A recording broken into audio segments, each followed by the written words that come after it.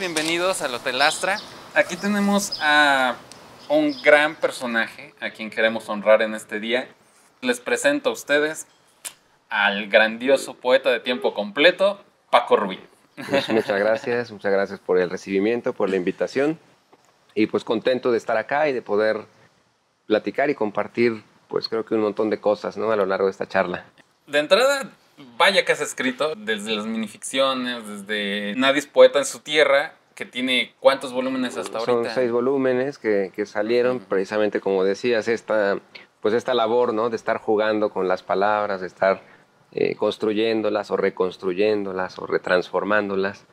Entonces, pues sí, ya van 9 años de estarme dedicando, pues como bien se ha quedado esta denominación de tiempo completo. Entonces, pues durante 9 años han pasado muchas cosas y una de ellas han sido las publicaciones que afortunadamente pues me han permitido que suceda una y que al poco tiempo permita generar otra nueva publicación y sobre todo pues satisfacer como esas inquietudes que tengo, que siempre en la mente hay muchas ideas y a veces nos detiene o los tiempos o la cuestión económica o pretextos a veces que ponemos para no llevarlas a cabo. Entonces me considero afortunado de poder llevar a cabo todas las inquietudes que de pronto han aparecido por mi cabeza. Sí, pues es que es como darse el lujo, ¿no? Un lujo que cuesta, ¿eh? Claro, O sea, cuesta esfuerzo, cuesta creatividad, cuesta todo eso, pero no deja de ser como el... Sí, creo que la palabra acertada es esta que dices, es un lujo, ¿no? El poder hacer lo que a uno le gusta. Exacto. Y sobre todo, ya que lo hace uno, pues compartirlo con la gente. Adelante. Muchas gracias. ¿Qué se te ocurre ahorita para desayunar aquí en la terraza? A lo mejor unos chilaquiles, unas enfrijoladas. Lo que gustes. Estás en tu casa. Gracias.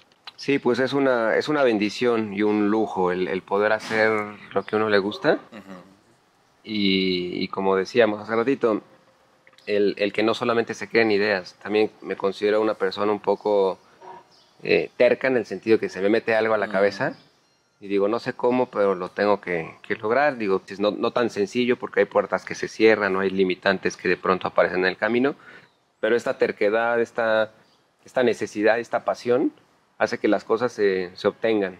Sí, claro. Y es que Y se convierte en lujo hasta el final. O sea, el proceso se disfruta, se sufre. Se sufre, sí. Pero hasta el final es cuando uno voltea y dice, un momento hice lo que yo quise. Y ahí es donde uno dice, oh, me di el lujo, ¿no? Sí, tuve el lujo, luché, me lo permití. pero ¿no? me lo di, claro. Es un regalo que nos damos. Son libros pequeños de tamaño, pero inmensamente grandes de pasión. O sea, llevan tu corazón, llevan tu mente. Sí, siempre lo digo y lo agradezco. Desde hace 2 años y medio comencé con un proyecto de un recital de poesía lúdica, como otra manera de trabajar la poesía a partir de la experimentación del lenguaje, de los sonidos, de las formas, de los objetos. Y bueno, me ha permitido recorrer varios espacios, tanto convencionales como no, como foros, ¿no? O sea, foros culturales, pero también cafeterías, restaurantes, hoteles, azoteas, canchas de fútbol, o sea, cualquier espacio que me dé la oportunidad de ser escuchado. Y siempre cuando termino los recitales, pues le agradezco a la gente que me dé esa oportunidad, retomando con esto que estamos hablando, que me dé la oportunidad de poderles compartir lo que tanto me llena y la pasión que le pongo y el corazón que pues siempre lo dejo en cada uno de los recitales. Y es una bendición que la gente disponga el tiempo y diga, pues vamos a acompañarlo, ¿no? A verlo hacer lo que a él le gusta. Entonces siempre se agradece mucho. Es un reto, porque no es lo mismo cuando uno va a un teatro, a una presentación, a una librería, o sea, como que ya estás en el chip de, bueno, voy a escuchar la palabra. Pero cuando estás en una cancha de fútbol, cuando estás en una cafetería, cuando estás, o sea, en otro espacio, panorama, sí. en otro espacio, sacarlo y incrustarlo ahí, es interesante por cómo decirles, hey, esto nunca ha estado fuera de la vida, ¿no? O sea, decirles, esto está... O sea, hay grandes escritores que escriben de fútbol de una forma apasionada, pero no coloquial, sino más formada, más formalizada, o al menos con una intención. Sí, más allá de un simple entretenimiento, ¿no? He hecho, por ejemplo, recitales en peluquerías, Me ha gustado pues mucho este juego, ¿no? De la experimentación, tanto en el contenido como en la forma, en la presentación de cómo se comparte la poesía. Y he tenido la oportunidad de compartir pues esta dinámica que surgió a partir de una charla en casa con amigos. Un amigo poeta de nombre El Gonzalo Escarpa. Hicimos una vez por gusto, por deseo de buscar un foro no convencional, y entonces acordamos recitar poesía adentro de una peluquería, que sería como un lugar, digo, no decimos que, no sé si en algún momento alguien ya lo ha hecho, hasta donde sabemos, al menos aquí no, no creemos que seamos exclusivos, pero sí Claro. poco común o poco convencional. Y lo que hicimos fue, él usaba el cabello al hombro, yo la barba pues un poco más crecida de como la traigo ahora. Y entonces mientras recitábamos poesía, a él le iban cortando el cabello y a mí me iban quitando la barba, hasta que él acababa con el cabello completamente corto y yo pues sin barba.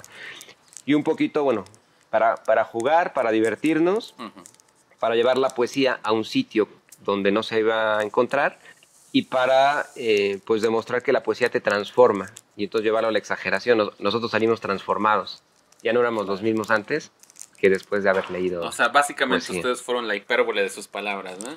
Anda, sí, sí. Se llevaron el extremo. Sí, sí, llevarlo a la máxima exageración. Y de ahí, bueno, pues se quedó o me gustó la experiencia y entonces la quise repetir. Digo, es un recital que lógicamente exige tiempo para que vuelva a suceder. Entonces me llevó un año volver a dejar crecer la barba y también como planear un poquito en dónde hacerlo. Y lo volví a hacer, el primero fue en el año 2015, el siguiente fue en el año 2016, lo hice en una pulquería ubicada en la ciudad de Cholula, jugando también con la cercanía de palabras entre pulquería y peluquería, y pulquero y peluquero. Ahí lo hice con otro amigo de nombre Pablo Medel, donde también aprovechamos el pretexto de la letra P, que casualmente estaba muy, muy presente porque era pulque, poesía, palabra, Pablo, Paco, peluquero, pulquero. Casualmente estaban Y entonces todos. hicimos, igual, él la hizo, jugó como un peluquero y me fue despojando de la barba mientras el recital sucedía. O sea, me cortaba, seguíamos leyendo, me volví a cortar. Después de esa segunda ocasión dije, esto quiero repetirlo, hacerlo ya como una tradición y al menos una vez al año que esto suceda. Tuve la oportunidad de hacerlo en el 2017, ya casi a finales, junto con un amigo que es el Gran Salamanca, un mago. Entonces también otra vez jugando con el pretexto que el mago aparece, desaparece, hay algo, ya no está. Él fue apareciendo las herramientas que le proporcionaba el peluquero. Aparecía la navaja, aparecía la tijera, aparecía... Gracias. Hasta que, bueno, pues proporcionaba todo lo que el peluquero requería y él ya empezaba su labor. Y en esa ocasión los poemas cambiaron porque la idea es que aunque esta actividad se repita, pues cada vez se vaya renovando. Sí, entonces, que no sea la misma estructura siempre. Entonces, en aquella ocasión, los contenidos de los poemas fueron totalmente relacionados con el ámbito de la peluquería. Entonces, lo que leía yo era un poema al peluquero, un poema a las tijeras, un poema a la navaja, incluso la participación de algunos otros poetas que, si bien no escribieron a la peluquería, sus textos permitían que sucedieran ahí. Por ejemplo, leí la oda de Pablo Neruda a las tijeras, que las tijeras pues es un elemento primordial o fundamental. Leí un poema de Borges que se llama El espejo, y bueno, pues un espejo también, al menos uno estará presente en la peluquería, si no es que toda una pared, ¿no? Claro. Entonces, bueno, permitió que la poesía se presentara de otra forma. Y sí es un reto, como decías hace rato, porque de alguna manera los espacios ya como hechos específicamente para actividades culturales, como bien dices, la gente ya va entendiendo a qué va, o al menos ya está un poquito familiarizada con este recinto, está destinado a hacer una actividad, no sé, una obra de teatro, una presentación de un libro, etc. Pero ir a una peluquería para escuchar poesía es un poco extraño. Claro. Sin embargo, ha sido afortunadamente pues, productivo, la gente se ha divertido, también la hospitalidad que han dado los espacios, tampoco me fue tan sencillo encontrarlos, porque al buscar, al gestionar algunas peluquerías, y las comprendo, pues decían que no, que es que aquí se corta el pelo y les Claro. causaba un poco de ruido, lo entiendo, a lo Sí. mejor como miedo a meter gente, pero Sí, me decían, ¿sabes qué? No, o sea, cortamos el cabello y con gusto te realizamos el servicio, pero ¿cómo vamos a meter a 15, 20 personas si no tenemos, o sea, tenemos un sillón de espera? ujú, Pero pues era un poquito esto, ¿no? La incomodidad de que el público, aunque esté ahí, aunque esté aparentemente incómodo, está deseoso de escuchar poesía. Entonces, bueno, algunos espacios fueron rechazados, pero llegó el que dijo, me interesa, suena bastante atractivo, hagámoslo. genial, genial. ¿Dónde fue? Se llama Es- Peluquerías Retro, Ajá. es una franquicia de peluquerías, bueno, está en distintos puntos de la ciudad, Ujú, donde lo he llevado a cabo. La principal ha sido en la sucursal de Huexotitla, ujú. también como muy céntrico en la ciudad. Y agradecido es un matrimonio, ellos son el señor Héctor y la señora Diana. Les agradezco porque desde el principio dijeron, hagámoslo, no entendemos bien de qué va tu dinámica, la vamos a comprender hasta el En el momento en que momento, suceda, claro. pero cuenta con toda la disposición. Entonces fueron muy amables, hasta llevaron la decoración es muy retro, como ahora se ha puesto un poquito de moda, ¿no? Ujú. Como esta. Entonces consiguieron unos sillones todavía más retro de los que tenían Wow, para genial. que la escenografía luciera.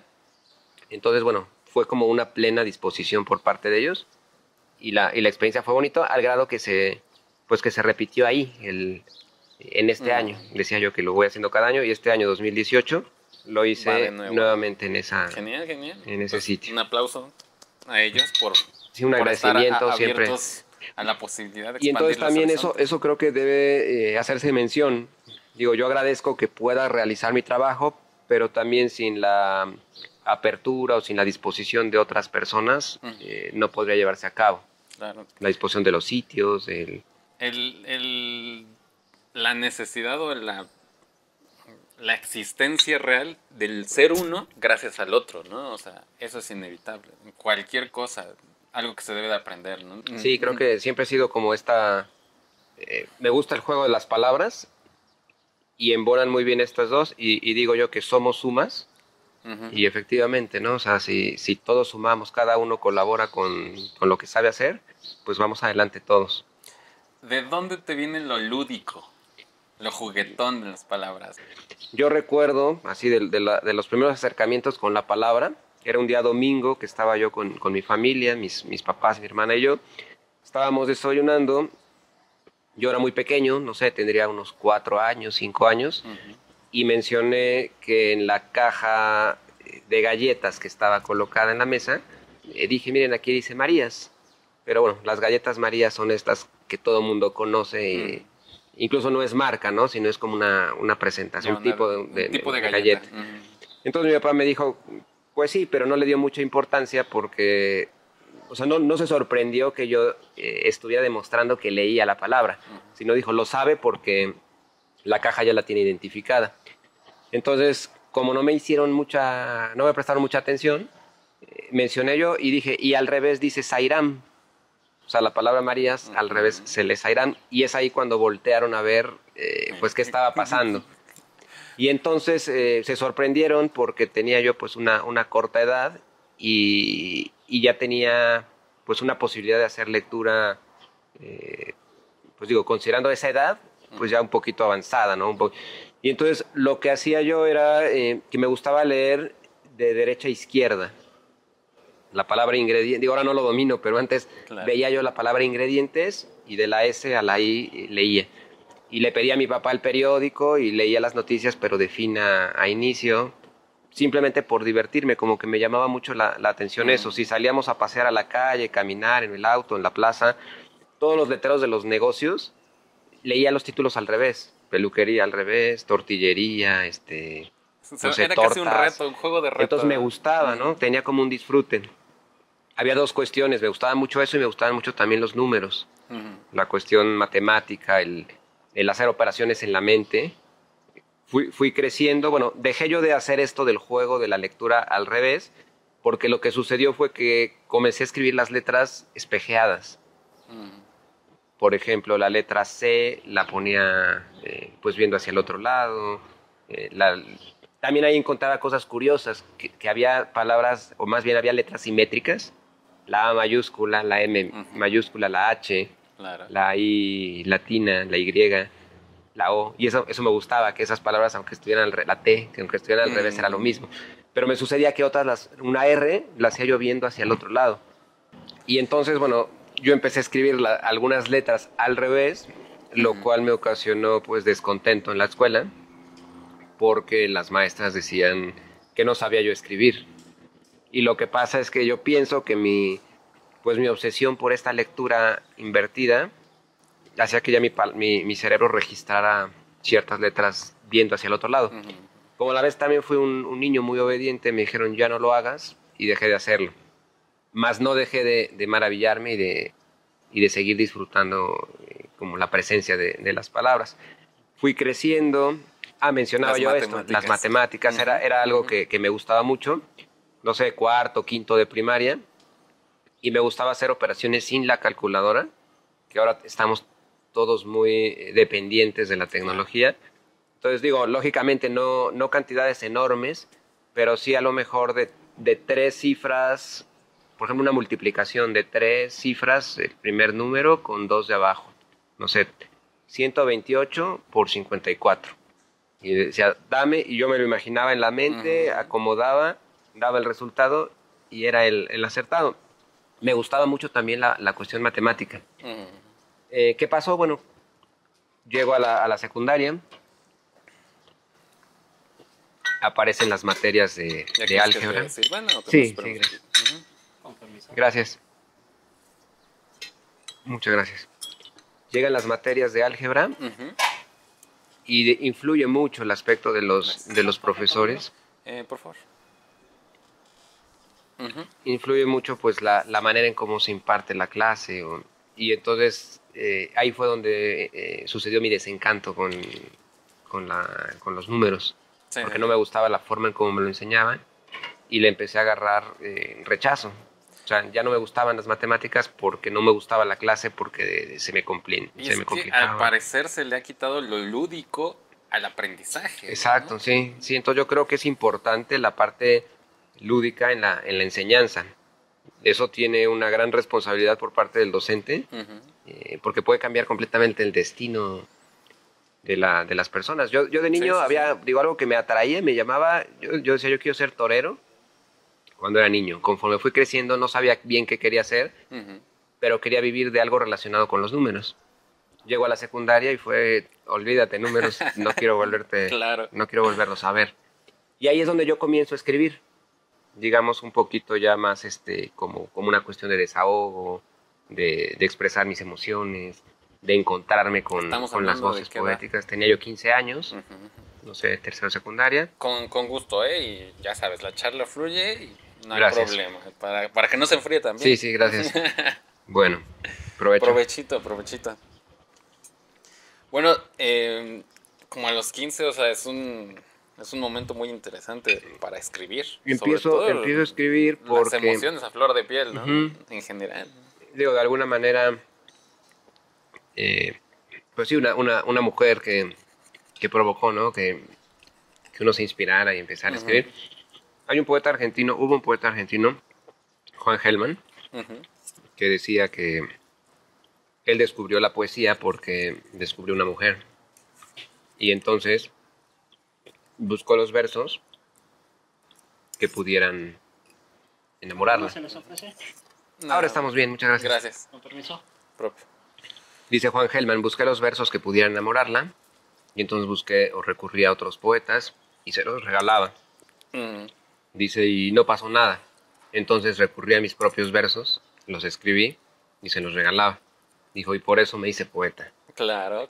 Entonces, bueno, creo que esto lo supe apenas, pero pues creo que algo similar me pasó y seguro que le ha pasado a mucha gente. Entonces yo empecé a escribir pues un poco bajo esta cuestión de inspiración, de desahogo, de maravillarse, ¿no? Es como este despertar, de voltear a ver el mundo, de encontrar voces de otros poetas. Y entonces lo que me sucedía era que yo leía un texto y decía, ¿cómo me hubiera gustado a mí escribir este texto? ¿Cómo pasa, verdad? O sea, y entonces creo que ese es... Una vez platicaba con un amigo y decíamos que ese considerábamos que era el mejor poema.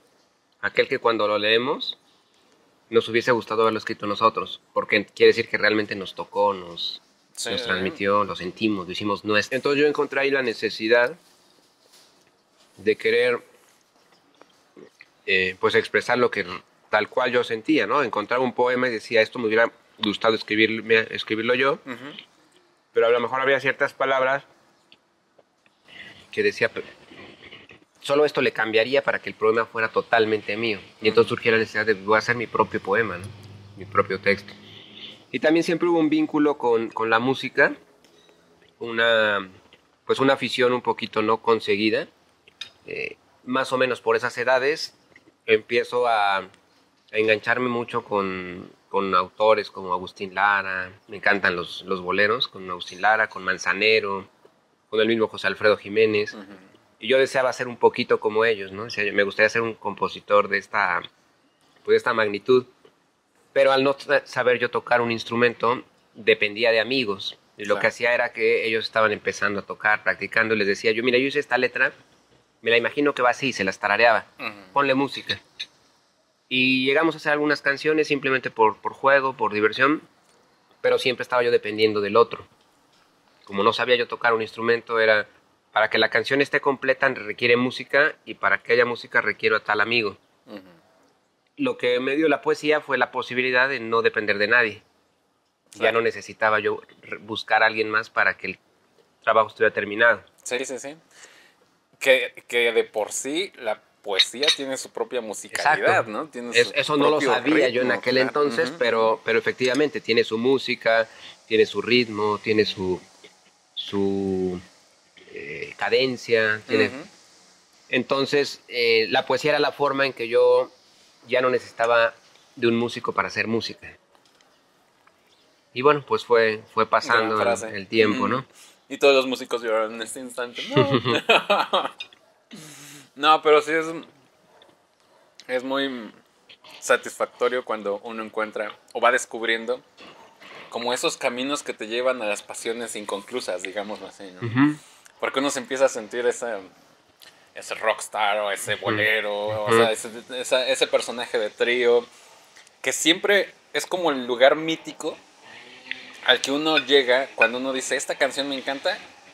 ¿Cómo habrá sido ese instante en el que la escribieron, no? Sí, siempre ha surgido esta interrogante, ¿no? O sea, ¿en qué momento John Lennon hizo esto, no? Claro. ¿En qué momento José Alfredo le dijo, amaneció otra vez entre tus brazos, ¿no? O sea, entonces sí, ese chispazo o ese primer detonante de creación es muy interesante.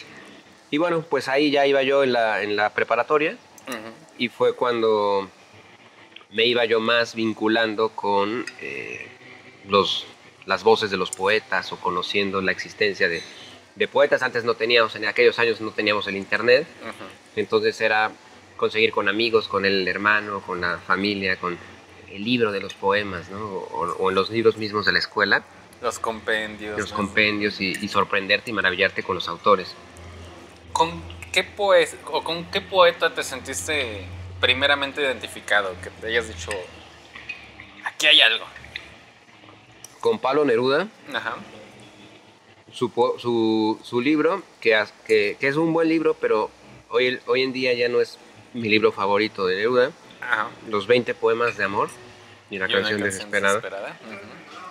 Fueron como los poemas que me tocaron. Y de ahí, bueno, empezaron a desfilar otros. Apareció Mario Benedetti, apareció pues Amado Nervo, Rubén Darío,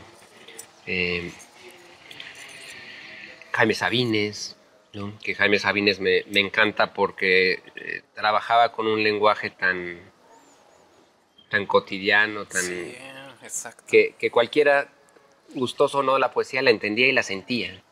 Hay ciertos personajes que tienen esa magia. O sea, Mario Benedetti mismo tiene esa magia de poder hablar de una forma simple. Sí. Pero que cuando uno lee esto no tiene de simple nada, pero pero lo entiendo perfectamente inmediatamente, ¿no? Sin hablar con otras... Sí, y ese tipo de textos eran los que a mí me gustaban, no los textos rebuscados, no los textos llenos de, de adorno en el lenguaje que podría a lo mejor valorarse como muy bien hecho poéticamente, pero que no me estaba transmitiendo, me estaba haciendo sentir algo. También de repente, bueno, fue el tiempo pasando, apareció Eduardo Galeano, digo, no poeta, pero sí un gran narrador, ¿no? Como de realidades históricas, sociales, Es difícil políticas. de ubicarlo, ¿verdad? A Sí, Eduardo como en Galeano. dónde clasificarlo, porque lo considero como una especie de ensayo, pero a la vez como una prosa poética, como unos relatos breves. Es difícil, ¿no? Como, ajá, Documentalista, como o en sea... qué cajón acomodarlo si es que Claro. tuviéramos que ponerlo en algún sitio.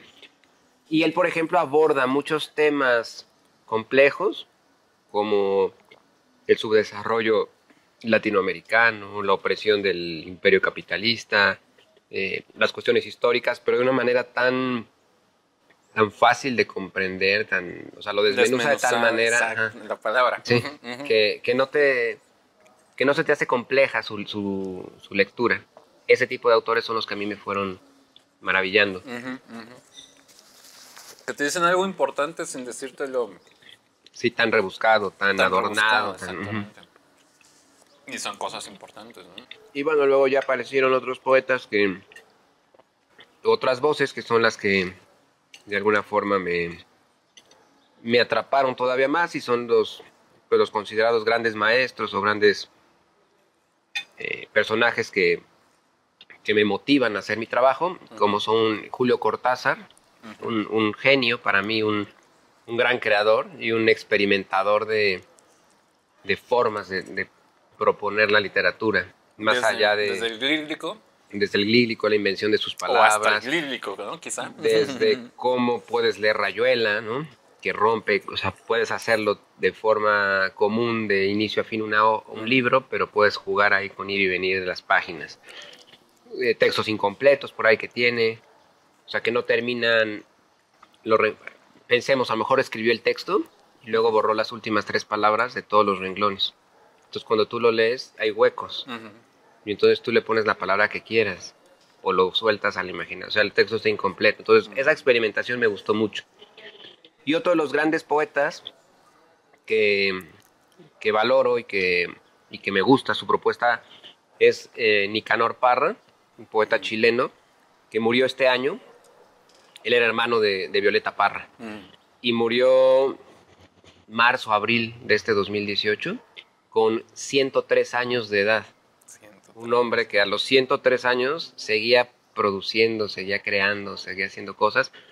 Y él fue llamado antipoeta porque también al desafiar las formas convencionales o comúnmente aceptadas, dicen, bueno, no haces poesía. Entonces decía, bueno, si no soy poeta, soy antipoeta.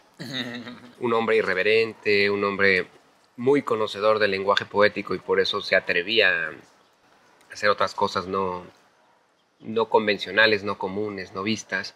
Entonces es uno de los grandes, ¿no? Como si ahora me dijeran cuáles son a los que pusieras en tu lista de preferidos. Tu top.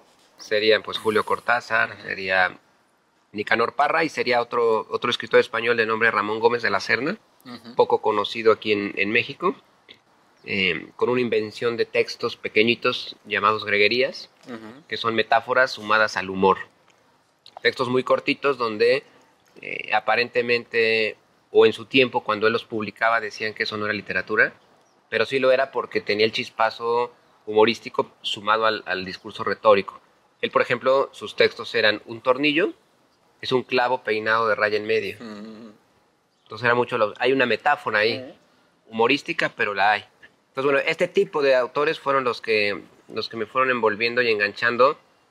Y creo que entonces ahora podría hacer la conexión con tu pregunta hace unos minutos, ¿dónde nace lo lúdico? Bueno, creo que desde niño la inquietud, todo lo que he contado del juego, de voltear letras, etcétera, hasta conectar con escritores que han sido lúdicos también. Sí, sí. Y es que va o sea, pasaste justamente del ciclo de lo clásico a lo lúdico, a los antipoetas, como para hacer ese panorama de contraposición, ¿no? Digamos, no existe blanco si no existe negro, de alguna forma se dice. Exacto. Entonces sí es necesario como empaparse de distintas letras como para encontrar las que más le acomodan a uno, que a veces ni uno mismo no las descubre hasta tiempo avanzado, ¿no? Sí, sí, uno Hay va indicios, encontrando. pero no, o sea, hay muchas veces en que uno llega a ciertos autores por referencias deslavadas, digámoslo así. O sea, por ejemplo, si alguna vez escucharon alguna canción de Lelutier, o sea, uno encuentra referencias literarias muy puntuales, muy divertidas y que a lo mejor de entrada fue un chiste a medias, hasta que lees los libros o la historia, la poesía, a lo que se referían, entonces te puedes reír a lo doble, ¿no? O sea, dices, Sí. wow, acabo de descubrir la risa en esta temática. Entonces, el humor a mí me parece fundamental en la vida sobre todo, pero en el terreno literario. Y me quedo con unas palabras que dio Julio Cortázar, que decía, el humor es cosa seria.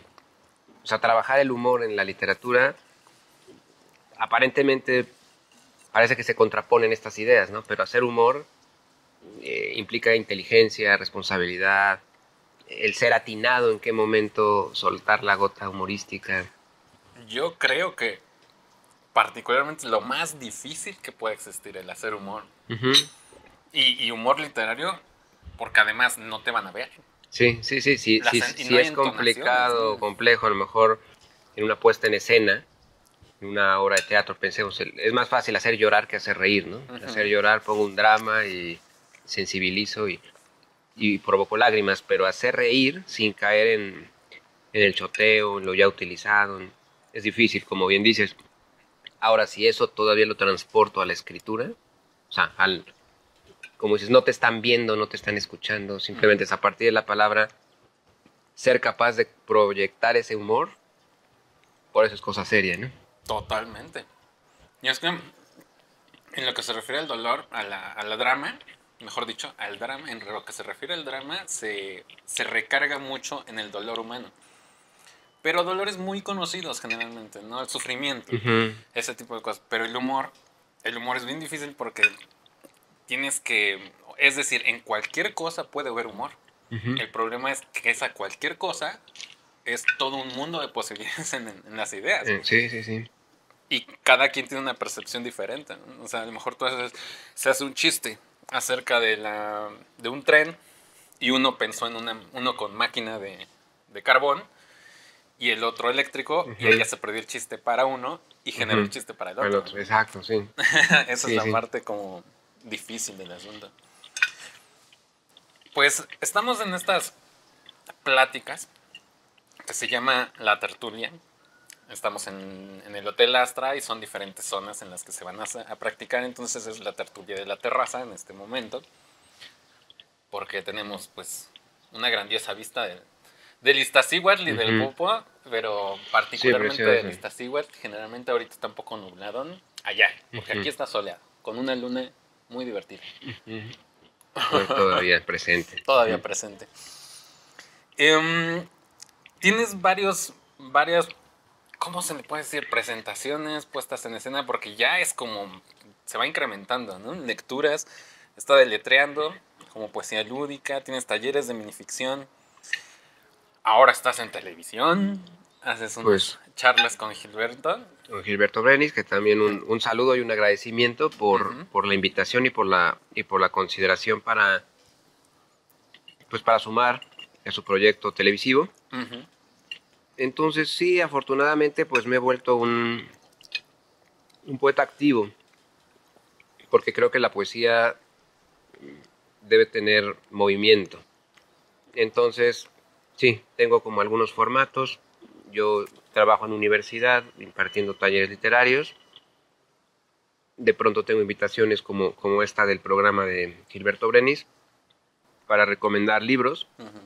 No, ahí no hablo de mí porque pues no se trata de eso, sino se trata de decir esto existe en el terreno de la literatura y se le expone a la gente, ¿no? Recomendar libros que puedan despertar el interés para motivar al pueblo a leer, que somos un pueblo de un índice muy bajo de de lectura. Y sí, por ahí tengo formatos que me ha gustado experimentar. Este de la peluquería que hago se llama Barbaridades, barba-ridades, que tiene que ver con el despojo de la barba. Me gusta el fútbol y nunca fui ni he sido bueno jugando al fútbol. Me pasa, precisamente lo mencionábamos hace rato a Eduardo Galeano. Eduardo Galeano tiene un libro dedicado al fútbol. Se llama el libro El fútbol a sol y sombra. Y dice él que tuvo que hacer ese libro porque, bueno, como uruguayo, pues era un amante del fútbol, ¿no? Como Casi. los sudamericanos. En el ADN. Pero decía, tuve que hacer este libro porque no fui capaz, más bien tuve que hacer con las manos lo que no fui capaz de hacer con los pies. Entonces, yo ahora con el pretexto del Mundial, hice un ciclo de presentaciones que se llamó Atlético Poesía. Y entonces era un show de 45 minutos, que son los 45 minutos de uno de los tiempos del partido. Y lo llevé a bares de estos como de entretenimiento donde proyectan partidos de fútbol, ¿no? Lo llevé a algunas escuelas y lo llevé hasta las canchas, que era mi deseo, poder hacer un recital en una cancha de fútbol. Y entonces lo que sucedía era que este recital duraba 45 minutos y yo iba a desfilar, había un cambio de uniforme, porque aquí el interactivo era, bueno, aparte de toda la poesía que se dijo ahí, era enfocada al fútbol. Pero también intervenía el vestuario. Yo aparecía en primer momento del recital con la camiseta de Uruguay, de la selección uruguaya, porque en Uruguay fue el primer mundial de fútbol. Y decía, Uruguay nos regaló el mundial, pero Uruguay nos regaló también a un gran personaje, Eduardo Galeano, uruguayo. Y entonces leía yo algunos textos de Eduardo Galeano destinados al fútbol. Mario Benedetti, uruguayo también. Benedetti le escribió un poema a Maradona. Leía yo el poema de Benedetti. Y luego desaparecía de escena y volvió a aparecer con la camiseta de Argentina. Y decía, bueno, ahora yo le escribí también a Maradona, le escribí a Messi. Entonces, bueno, a lo largo de este recital, en 45 minutos, yo cambiaba de uniformes. O sea, portaba la playera de Uruguay, de Argentina, de Brasil, de España, de México. Algunos clubes como el Athletic de Madrid, como la camiseta del Barcelona, y el Puebla, nuestro equipo, nuestra ciudad. Y entonces, bueno, era una poesía con tonos futbolísticos, ¿no?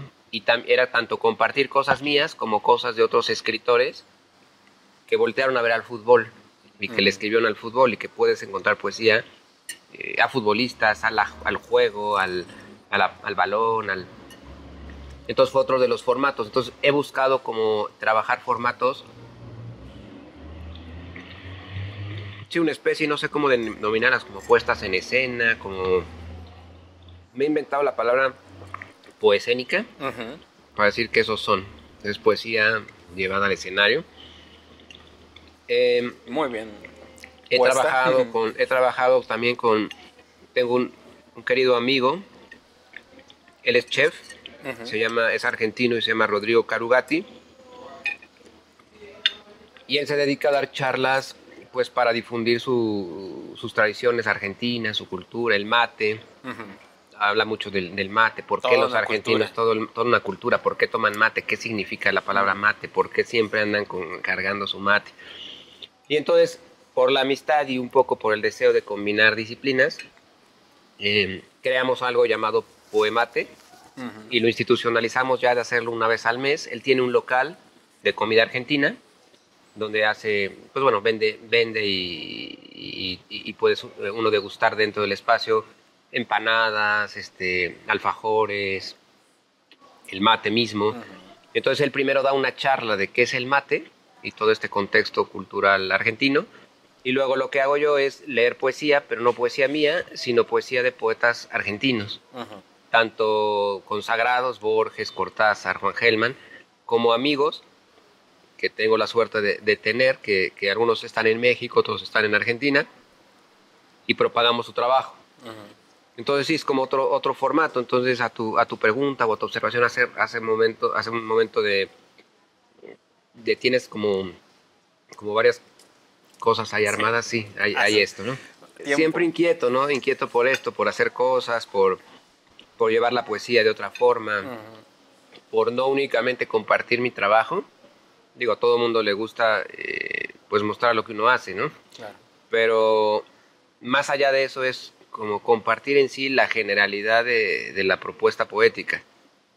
Ahora estoy a unos días de presentar que va a ser también un nuevo formato. Es no sabemos si lo vamos a hacer solo por una ocasión o después se vuelva costumbre. Siempre he dicho que la poesía me ha regalado grandes amigos y grandes momentos. Y conocí a 2 colombianos, él y ella, que están cursando talleres conmigo en la universidad. Se inscribieron a mis talleres y esta inquietud de decir, ¿y por qué no fusionamos aspectos culturales? Entonces se presentará el día sábado próximo y esto se llama México-Colombia. Siempre jugando, ¿no? Ahí sí, con las palabras. Porque, o sea, coincidió o embonó perfectamente que las 2 últimas letras de México eran las primeras letras del otro país, ¿no? Y se encadenaran. Entonces vamos a hacer un México-Colombia donde ellos hablarán un poquito como lo Poemate versión Colombia. Ellos hablarán de Colombia, de datos curiosos, históricos, artísticos de Colombia, y luego ya la lectura de poesía de escritores colombianos. No, suena muy interesante. Esta propuesta también está dentro de una sección que se llama Lastra Clips.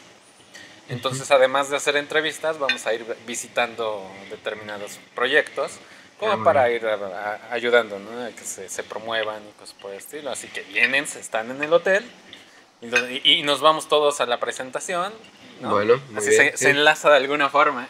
Claro, muy bien, sí, sí. Periódico. También escribes en periódico. Escribo de periódico. Popular. Llevo ya 3 años de manera pues ininterrumpida, colaborando con el periódico El Popular, donde tengo un espacio que se llama En la orilla del último verso. Sale, en mi caso, bueno, así me tocó, que sale todos los días martes. El periódico obviamente se publica del diario, pero el espacio que me han destinado es cada martes. Entonces cada martes desde hace 3 años y medio aproximadamente, tengo esta orilla, el último verso, y ahí voy publicando mi poesía. Lo que he buscado, por ejemplo, en ese espacio es publicar poesía más tradicional. Me gusta mucho trabajar con la estructura poética, con métrica, con rima, me gusta mucho el soneto.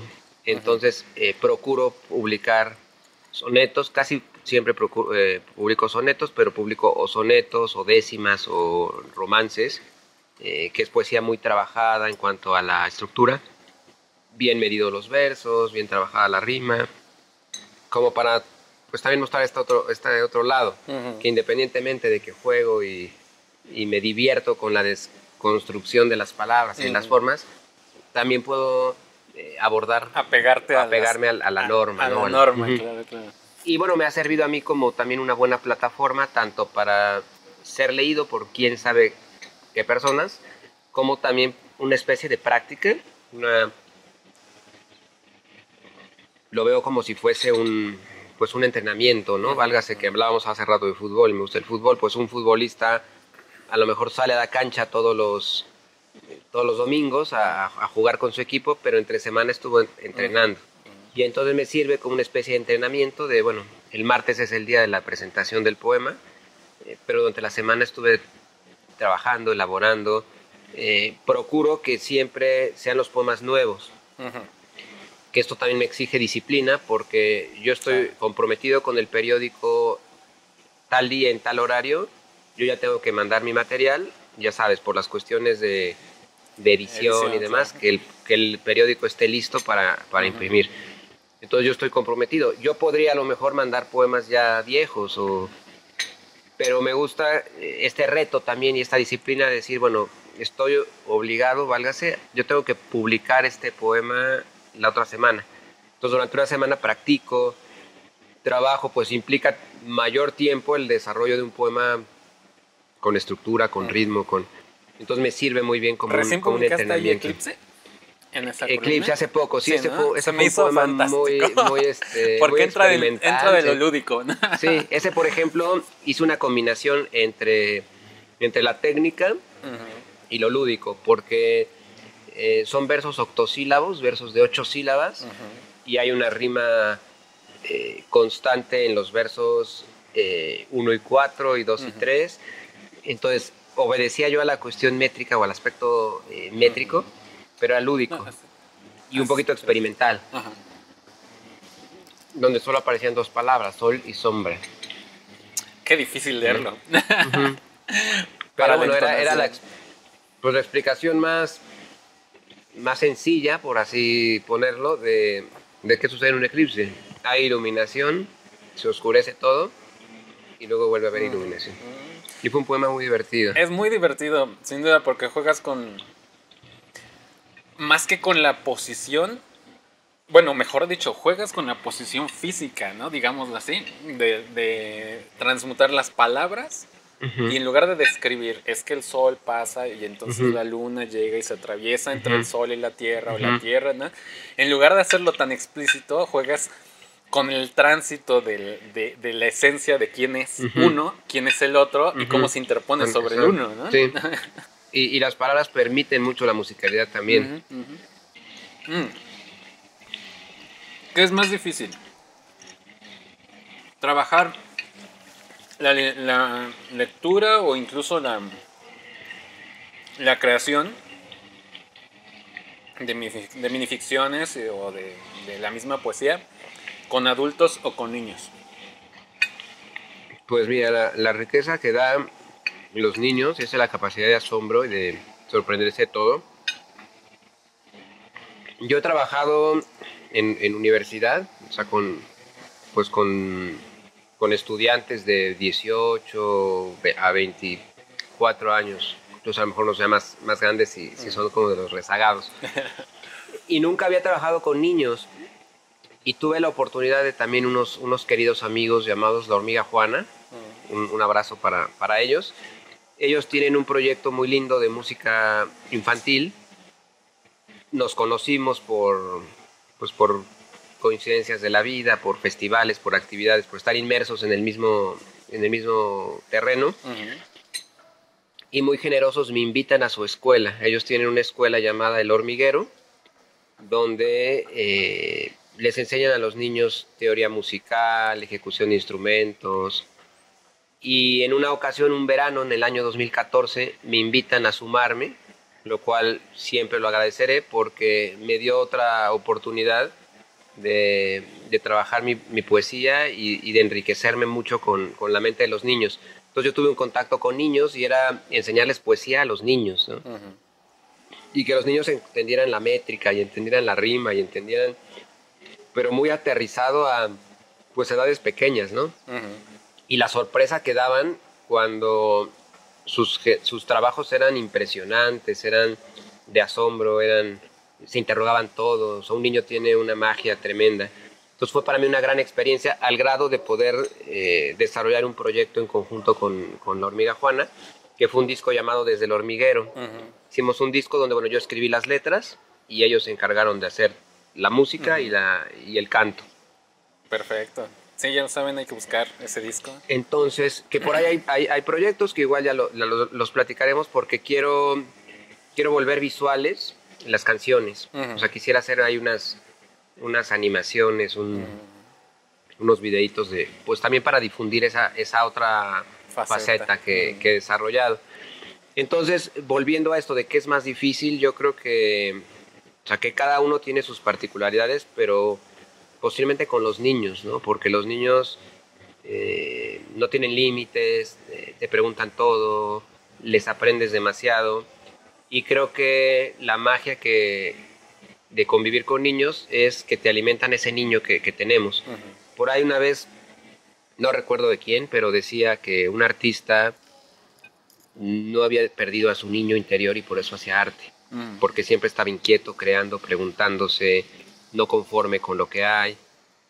Entonces a mí me refrescó mucho el trabajar con niños, me despertó muchas ideas.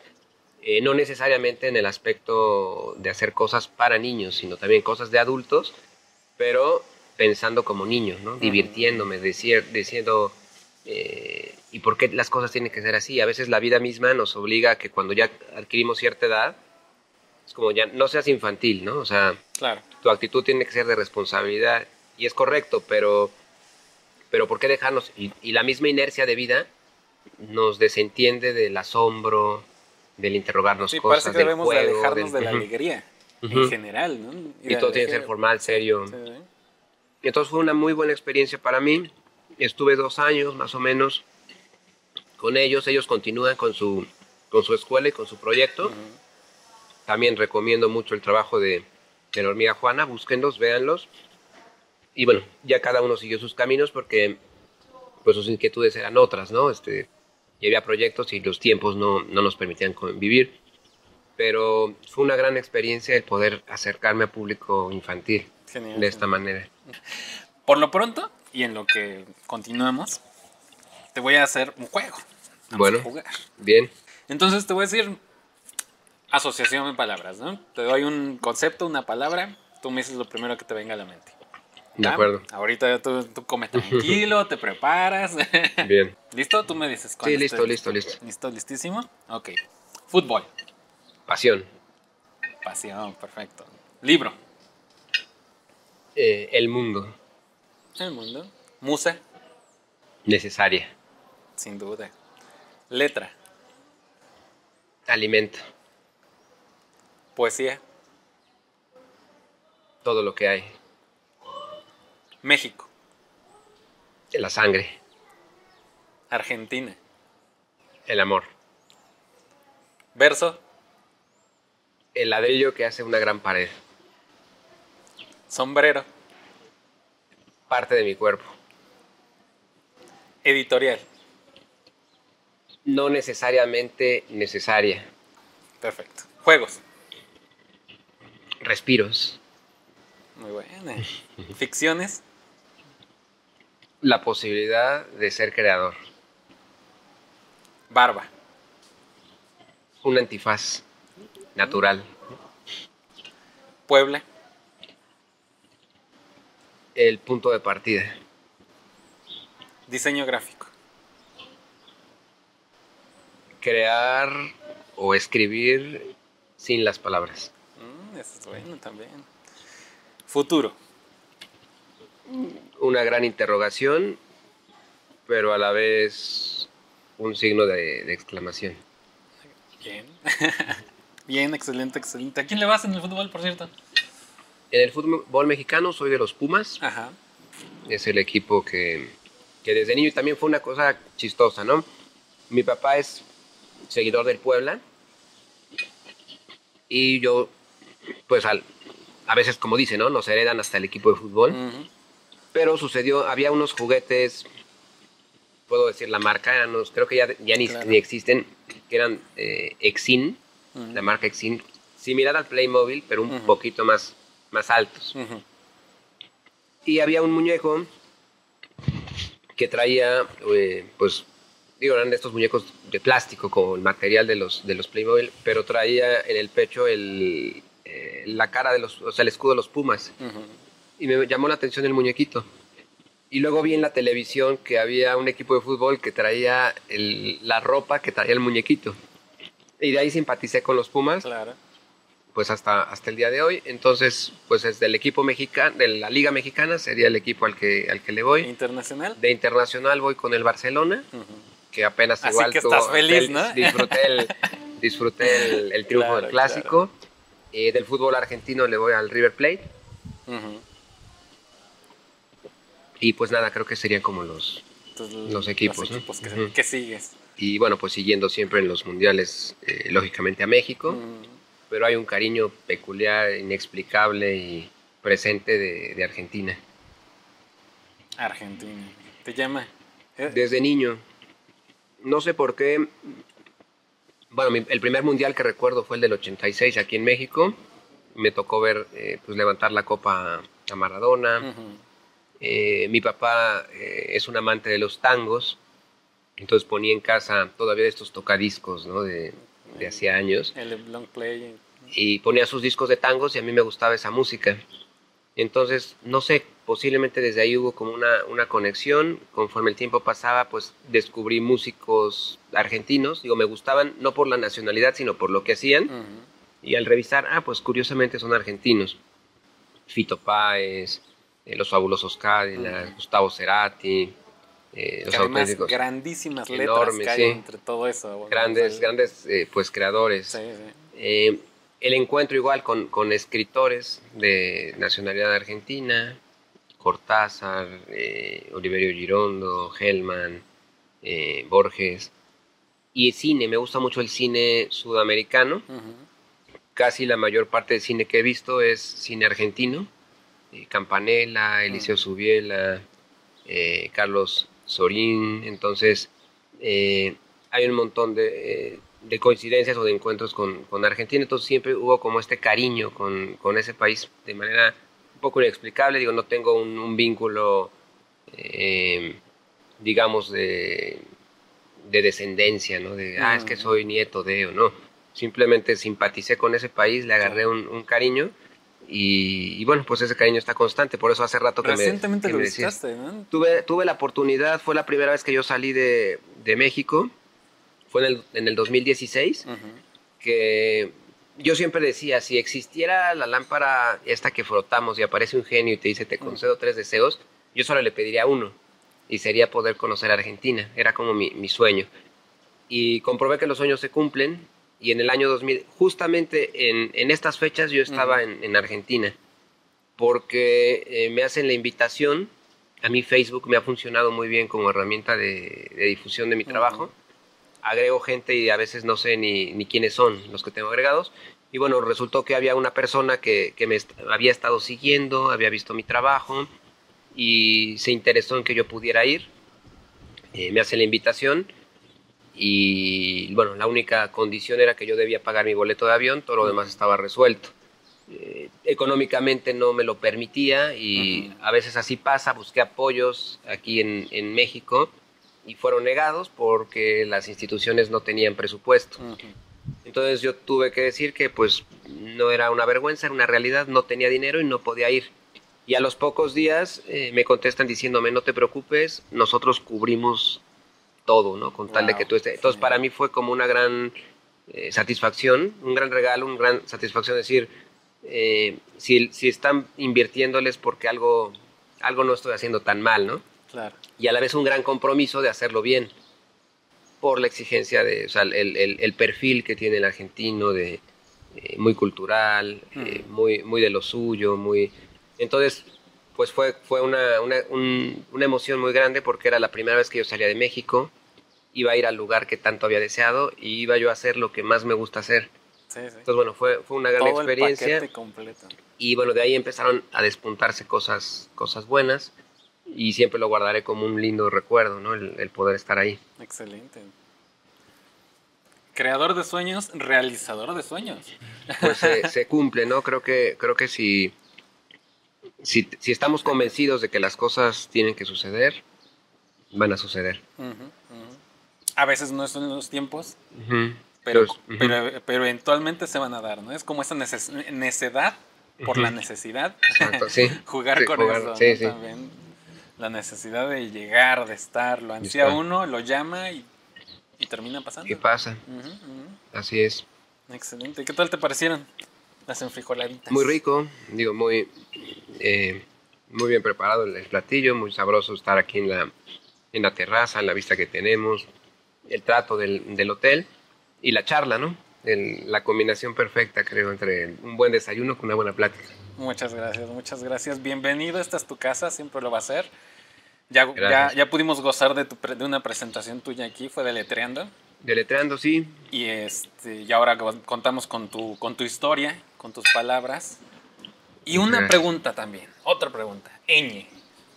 Porque ¿Qué tienes con la ñ? ¿Cuál es el motivo de la ñ? Sí, pues siempre, digo, o la gente dice, ¿cuál es tu color favorito? Y pues cada persona tiene el suyo, ¿no? Por ahí hay un escritor argentino que se llama Andrés Newman y dice que el azul es el color favorito de los que no tienen color favorito. porque es como el muy común. Bueno, pero yo un día dije, ¿y habrá gente que tenga una letra favorita? Así como hay un color favorito, un cantante favorito, un no sé. Y a lo mejor es algo no tan común que nos hemos preguntado. Y yo si tuviese que elegir alguna de las letras del alfabeto, elegí la ñ. ¿Por qué la ñ? Porque es la letra que representa el español. Todos los idiomas tienen su magia y tienen su riqueza y, por ejemplo, el inglés es el idioma universal y el que nos permite en cualquier lugar del mundo tener conversación con el otro. Sin embargo, pues no tiene ñ. Incluso hasta los teclados. Yo tengo una computadora que es de origen americano y tuve que hacer, no soy tan metido en la tecnología, tuve que hacer un montón de cosas para que, por ejemplo, en el Word no está la ñ, ¿no? Y entonces tuve que configurar de tal forma que ya la ñ tuviera presencia. El inglés no tiene la letra ñ. Otros idiomas, por ejemplo, el italiano, existe el sonido de ñ, pero con una G y una N. Y o sea, cuando aparece una G seguida de una N, se pronuncia ñ. Pero como tal no existe la letra. En portugués es la N con la letra H. Por ejemplo, Ronaldinho, el futbolista, es Ronaldino. Ronaldín, H-O. Entonces, la ñ existe como sonido, pero no existe como letra, como tal, como este trazo. Por tal razón, le da presencia al español, a nuestro idioma. Singularidad, ¿no? Entonces, esto fue lo que hizo que yo prefiriera, ¿no? Y eligiera esa letra como la favorita. Y sí, ahora la he hecho o he difundido mucho, a veces platicando, me dice la gente, cierto, no me había yo dado cuenta que sí, que es la letra que nos representa. Bueno, Paco Rubín, pues en verdad ha sido un gran honor tenerte en esta terraza, en el Hotel Astra, y en las tertulias de la terraza en este momento. Un gran honor, un gran placer, una gran charla. Te pudimos conocer un poco más. Muchas gracias por abrirnos la puerta de tu mente, de tu historia. No, al contrario, pues gracias a ti, Benja, gracias al Hotel Astra y pues a estos proyectos que siempre son necesarios para pues uno compartir lo que hace y también para que se difunda lo que sucede en nuestra ciudad. Entonces, pues agradecido. Muchísimas gracias por ello. Y tenemos a bien honrarte. Bueno, el Hotel Astra busca honrar a las personalidades que pasan por este lugar. Y en este caso te nombra la primera personalidad Lastra con este pequeño detalle. Muchas gracias. Pues lo recibo con mucho gusto. Lo recibo para que pueda apreciarse. Lo recibo con mucho gusto y pues con este compromiso también para conmigo mismo de seguir generando cosas que sirvan, ¿no? y que les sean útiles a través, en este caso, el lenguaje de la palabra para todos aquellos que encuentran un refugio en la poesía. Entonces lo agradezco mucho y agradezco pues ser el primero en esta dinámica de entrevistas. Perfecto, pues muchísimas gracias, Paco. Un Al placer. contrario, muchas gracias. Te deseamos todo lo mejor en lo próximo, en lo venidero, en cada palabra, en cada letra, en cada verso. Muchas gracias. Muchas gracias a todos. Nos estamos viendo en la próxima tertulia en el Hotel Astra. En este caso es la tertulia en la terraza. Hasta pronto.